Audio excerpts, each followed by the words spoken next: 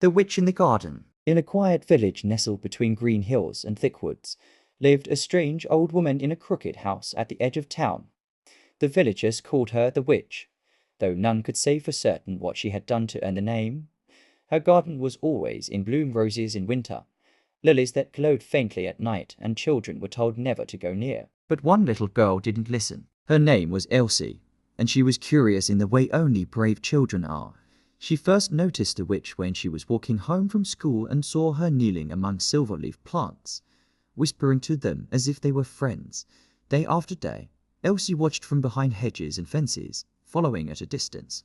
The witch never seemed to notice, or perhaps she just didn't mind. One rainy afternoon, Elsie finally got too close. She slipped in the mud just as the witch turned around, her sharp eyes locking on the girl. "You've been trailing me like a shadow," the witch said. "Why?" Elsie stammered. "Because your garden is beautiful, and I think you're lonely." The witch blinked, then laughed a sound like wind through chimes. "Lonely, am I? Maybe so." From that day on, Elsie began visiting the garden openly.